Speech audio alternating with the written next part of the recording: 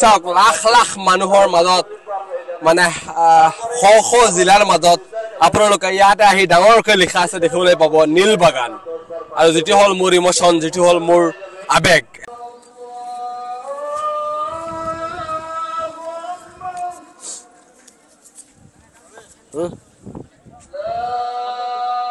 আয়া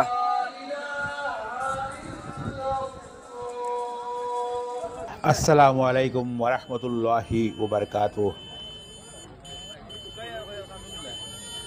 শ্ৰদ্ধাৰ ভিউৱাৰসকল শ্ৰদ্ধাৰ দৰ্শক মণ্ডলী শোণিতপুৰ জিলাৰ ঢেকিয়াজুলিত চলি থকা উত্তৰ পূৰ্বাঞ্চলীয় ইজতেমাৰ ময়দানৰ পৰা আপোনালোক সকলোলৈ জনাইছোঁ আন্তৰিক প্ৰীতি আৰু শুভেচ্ছা।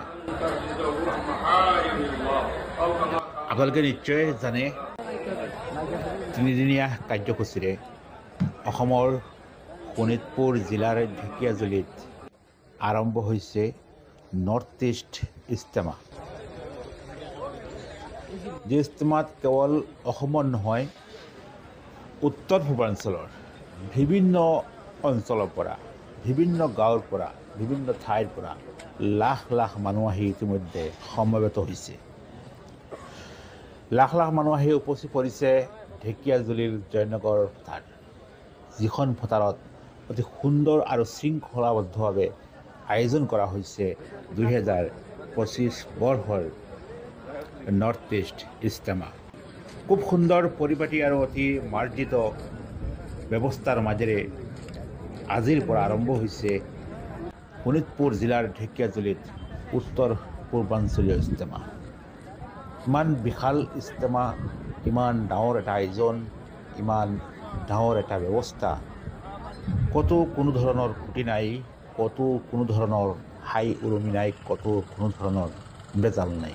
অতি সুন্দৰ আৰু শৃংখলাবদ্ধভাৱে চলি আছে বা আৰম্ভ হৈছে উত্তৰ পূৰ্বাঞ্চলীয় ইজতেমা। যি ইজতেমাত মানুহ আহে কেৱল শান্তি বিচাৰি, আত্মাৰ শুদ্ধি বিচাৰি।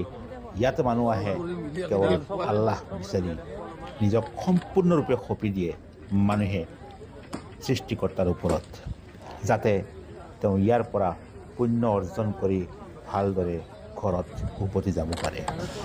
ঢেকিয়াজুলিৰ এই উত্তৰ পূৰ্বাঞ্চলীয় ইজতেমাৰ আটাইতকৈ ভাল লগা এটা কথা হ'ল কি, ইজতেমাস্থলীত আপোনালোকে কেৱল খাদ্যবস্তুৰ বাহিৰে আৰু কোনো ধৰণৰ দোকান দেখিবলৈ নাপায়। কেৱল মাত্ৰ খাদ্যবস্তু পাব বা কেৱল মাত্ৰ প্ৰয়োজনীয় বস্তুখিনি পাব, কিন্তু ইয়াৰ বাহিৰে আপোনালোকক কোনো ধৰণৰ এক্সট্ৰা দোকান বা বজাৰ ইয়াত দেখিবলৈ নাপায়। কোনো ধৰণৰ গুটখাজাতীয় বস্তু নাই, কোনো ধৰণৰ চাদা পানৰ ব্যৱস্থা নাই, কোনো ধৰণৰ কাপোৰৰ দোকান নাই, বনিয়াৰী দোকান নাই।